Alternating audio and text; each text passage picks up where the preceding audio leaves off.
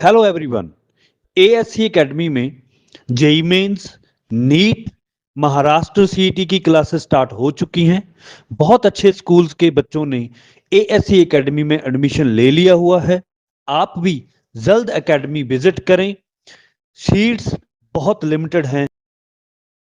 हमको राजकारण नहीं करना है तो फिर कल आके तुमने क्या किया?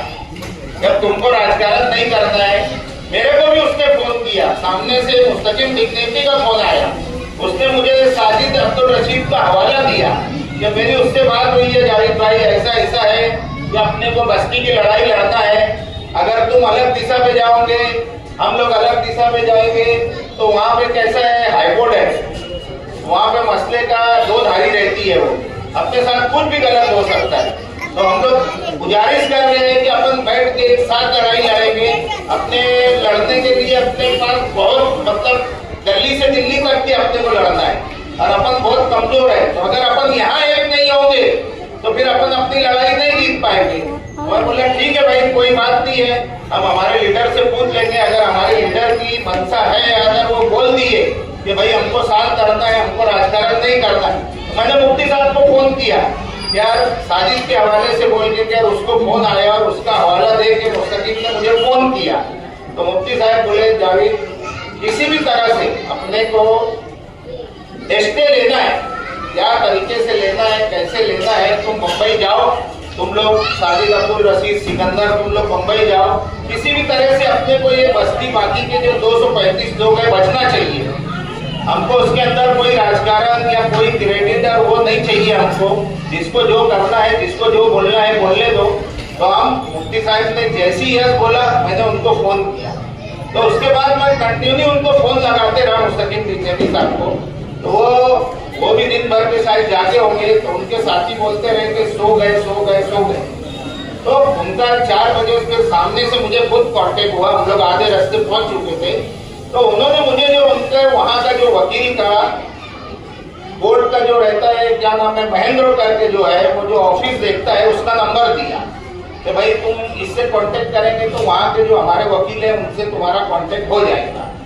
तो मैंने महेंद्र से कांटेक्ट किया। तो महेंद्र ने मुझे सामने से बोला कि तुम्हारी मैडम से बात हुई क्या? तो मैंने नहीं, मेरे को मैडम का नंबर दो। तो हमारे साथी लोग भी मजबूत वहाँ पे लॉज में मौजूद थे। तो वहाँ पे मैंने मनीषा मैडम से बात की। तो मनीषा मैडम ने सबसे पहले बोली कि भाई तुम्हारी जो है पिटीशन अलग बनाना पड़ेगी और सबको नोटिस सर्व करना पड़ेगी, वही उसके अंदर तुम्हारा नहीं हो पाएगा, क्योंकि नवी पिटीशन नंबर और नया वो तुमको डालना पड़ेगा। तो बोला मैडम देखो, नई पिटीशन बनाओ या कुछ भी करो। तो उनका ऐसा बोलना था कि भाई 90% नो चांस, 10% चांस। तो हमने मशवरा किया कि भाई क्या करना चाहिए। तो हमारा दिल ये था कि अगर 1% भी चांस है बचने का तो हमको रिस्क लेना चाहिए। उन्होंने हमको फीस बताई, वो किया, ऐसा लगेगा वैसा लगेगा, हमने सब यस किया।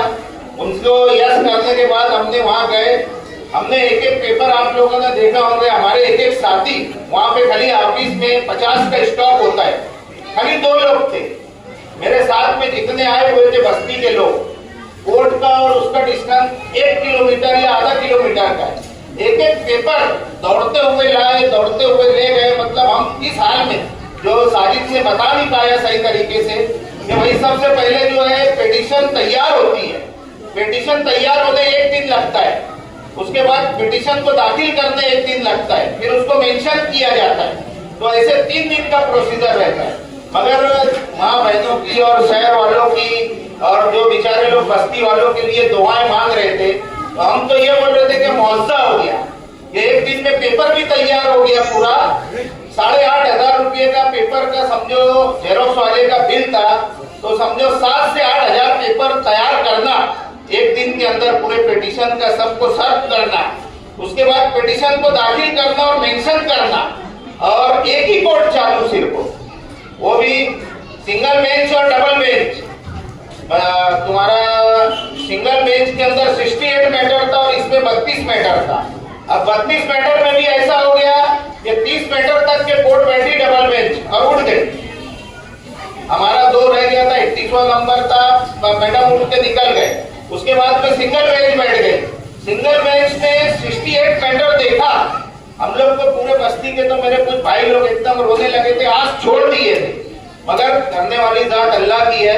अल्लाह हमारे साथ था, लोगों की दुआएं थी हमारे साथ, तो सेकंड टाइम फिर बैठी डबल बेंच, तो हमारा 7वां या 8वां नंबर था। तो 8वें नंबर में मैडम ने सुनी, सबकी धड़कनें ऊपर थी, तो अल्लाह का करम हुआ, मैडम से जो मनीषा मैडम है उन्होंने बोरसे मैडम से बहुत अच्छा आर्गुमेंट किया। सामने वाले के जो वकील है गवर्नमेंट के, वो भी अप्रोच हुए, उन लोगों ने केविट लेके आया था कि भाई तुम केविट को वो करो कि भाई इनको हमारी सुने बिना स्टे मत देना, मगर वो मैडम ने ना केविट को चैलेंज करी ना कोई चीज को चैलेंज करी।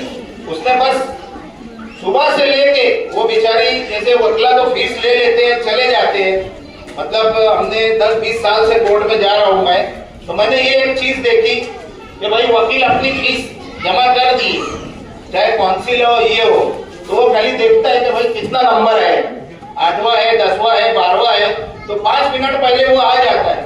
मगर क्या अल्लाह, क्या उसके अंदर औरत के अंदर हो गया, वो सुबह से ना पानी पी ना कुछ पी। मनीषा मैडम जो 12 बजे से वो कोर्ट के अंदर बैठी, तो हमारा मैटर 8:15 बजे लगा। वो इतनी बेचैन थी, ना ऑफिस गई, ना इधर गई, ना बाहर गई, जैसे अल्लाह ताला ने या किसी ने उसके ऊपर कुछ ऐसे बैठा दिया है उसको कि जगह से उठ ना सके।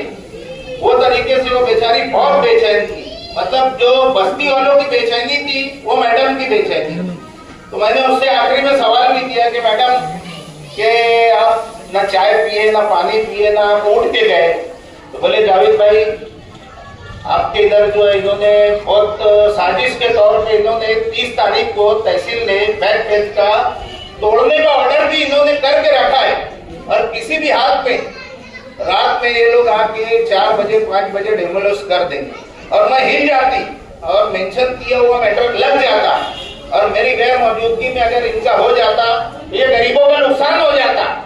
तो वो बेचारी को इतना, जैसे फीस के अलावा अल्लाह ताला ने अपने लिए उसने इतना ज्यादा वो डाल दिया था कि वो अपनी बस्ती की समझ के अपना केस लड़ी है। तो किसी को कोई क्रेडिट लेने की जरूरत नहीं है, करने वाली जात अल्लाह की है, अल्लाह ने किया है। हम तो बोलते हैं भाई अल्लाह ताला ने किया है, किसी को क्रेडिट देने की जरूरत नहीं है। और उसके बाद अगर किसी ने हमको बोला है करने के लिए, करवाने के लिए, तो मुफ्ती साहब ने बोला है, और मुफ्ती साहब के ही बोलने थे सबसे पहले कोर्ट जाने का हमने तय किया था। अगर मुफ्ती साहब ने बोला कि नहीं मेरे ऊपर लेवल पे बात चल रही है, अपने को अभी कोर्ट नहीं जाना है, जब अगर अपने को कोई अच्छा मुताबिल दे देते हैं, उसका अच्छी जगह दे देते हैं, तो अपने को फिर वहां जाना है।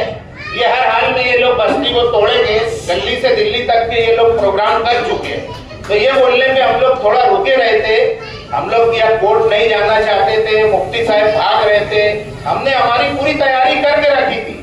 हमारी आधी इनोवा भर के हमने पेपर पूरा निकाल के रखा था, नहीं तो अभी भी हमारी इनोवा खड़ी है, दोनों की जाके चेक कर सकते हो।